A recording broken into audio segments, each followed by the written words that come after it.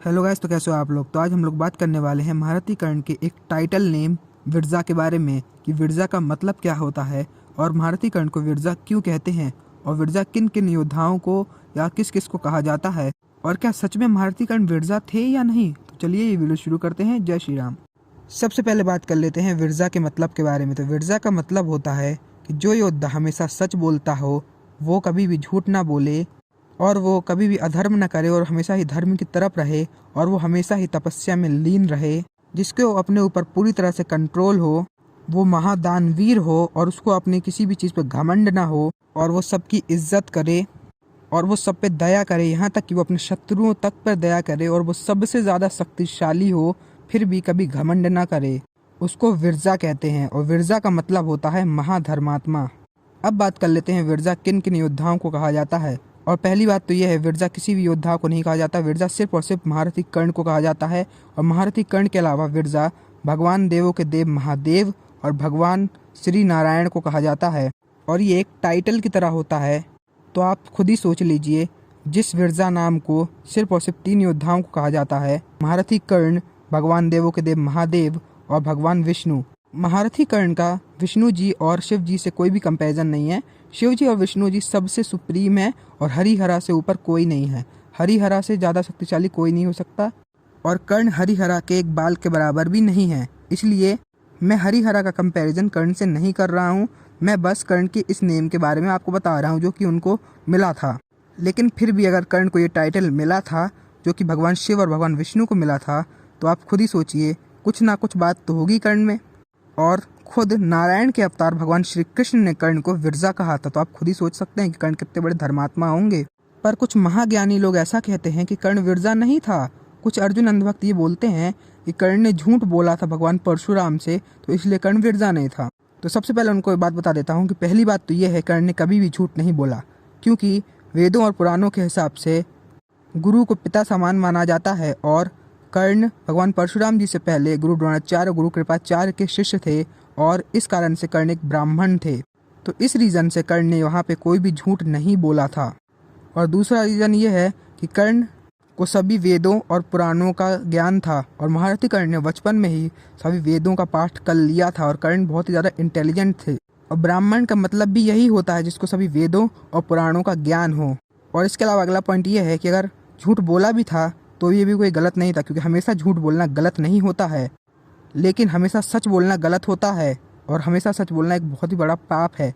एक बार आपको एक ऋषि की स्टोरी तो पता ही होगी। एक ऋषि ने एक बार एक राक्षस को बता दिया था, सच बोल दिया था कि वो ब्राह्मण कहाँ गया। उसने ब्राह्मण का पता एक राक्षस को बता दिया था, जिस कारण से उस ऋषि को नर्क मिला था और बहुत ही बुरा नर्क मिला था।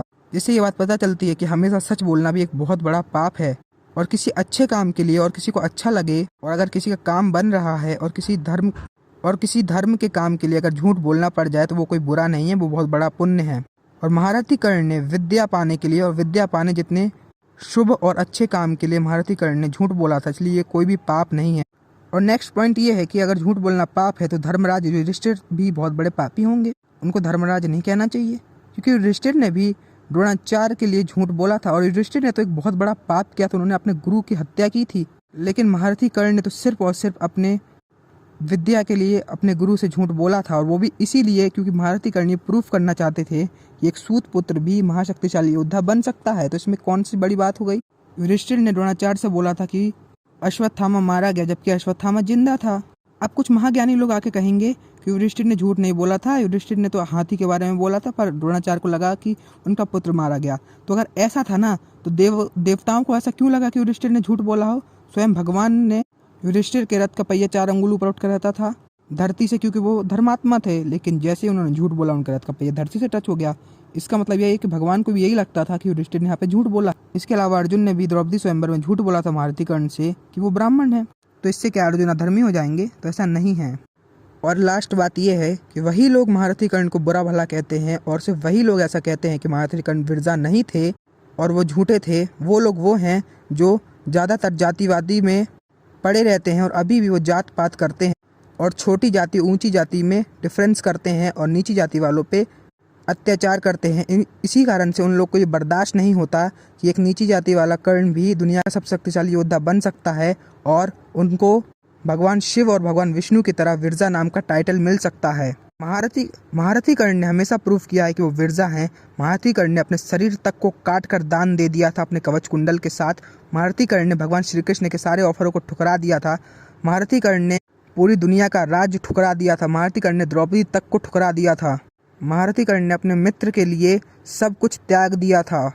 उन्होंने अपने गुरु के लिए देवराज इंद्र के कीटक, जो कि खुद देवराज इंद्र बन के आए थे, उसका पूरा का पूरा जब वो उनके जांघ पर काट रहा था और उनके पूरे मांस को खा रहा था, उस दर्द को भी सह लिया था।